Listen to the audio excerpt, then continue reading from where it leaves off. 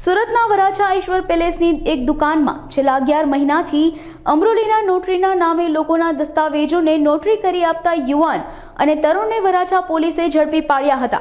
મળતી માહિતી મુજબ મૂળ પાટણના અને અમરોલીમાં રહેતા નોટરી રાકેશ પટેલની ઓફિસમાં ભાડા કરારની ઝેરોક્ષ લઈને એક વ્યક્તિ આવ્યો હતો, જેમાં તેમના નામની નોટરી કર્યાનો સિક્કો હતો।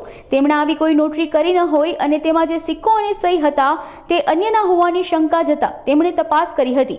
જે નોટરી વરાછા ઈશ્વર પેલેસમાં આધાર કાર્ડ, પાન કાર્ડમાં સુધારો કરવા માટેની કન્સલ્ટન્સીની ઓફિસ ધરાવતા આકાશ ઘેટિયાએ કરી હોવાનું જાણવા મળતા તેમણે પોલીસમાં અરજી કરી હતી।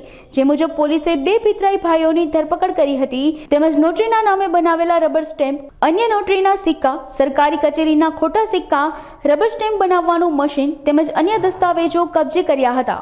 સુરત શહેરના વરાછા પોલીસ સ્ટેશન વિસ્તારમાં બોગસ નોટરીના રબર સ્ટેમ્પ બનાવી તેમજ અન્ય સરકારી કચેરીના સ્ટેમ્પ બનાવી અને ખોટા ભાડા કરાર તેમજ મેરેજ સર્ટિફિકેટ બનાવવા બાબતની ફરિયાદ વરાછા પોલીસ સ્ટેશનમાં નોંધાયેલી। વરાછા પોલીસ ઇન્સ્પેક્ટર અને તેમની ટીમે આ રીતે ફરિયાદમાં જણાવ્યા મુજબ નોટરીના રાઉન્ડ સીલનો તેમજ અન્ય સિક્કાઓનો ખોટો દુરુપયોગ કરી અને તેના સિક્કા ડુપ્લિકેટ સિક્કા બનાવી અને લોકો જોડે છેતરપિંડી કરવા અંગેની અને ફોર્જ ડોક્યુમેન્ટ બનાવવા અંગેની ફરિયાદ વરાછા પોલીસ સ્ટેશનમાં નોંધવામાં આવેલી છે।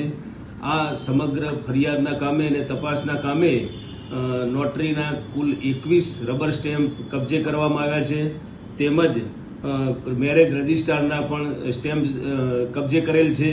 આ સિવાય આરોપીઓ પાસેથી નોટરીયલ ટિકિટ પણ કબજે કરવામાં આવેલી છે, એ પ્રિન્ટર મશીન પણ કબજે કરેલ છે, તેમજ 8900 રૂપિયા કેશ પણ કબજે કરવામાં આવેલી છે। અને આમ સ્ટેમ્પ બનાવવાનો ઇંક અને મટીરિયલ પણ કબજે કરવામાં આવેલું છે। ટોટલ 6 ઇંક પેડ કે જે સ્ટેમ્પ મારવા માટે વપરાય છે તે પણ તપાસ અર્થે કબજે કરેલ છે અને 9 દસ્તાવેજો જુદા જુદા જે ફોર્જ બનાવેલા છે એ પણ કબજે કરવામાં આવેલ છે અને હાલ ઊંડાણપૂર્વક તપાસ ચાલુ છે। આ કામે એક આરોપીની ધરપકડ કરેલ છે તેમજ અન્ય એક જુવેનાઇલ પણ એમાં સંડોવાયેલ છે।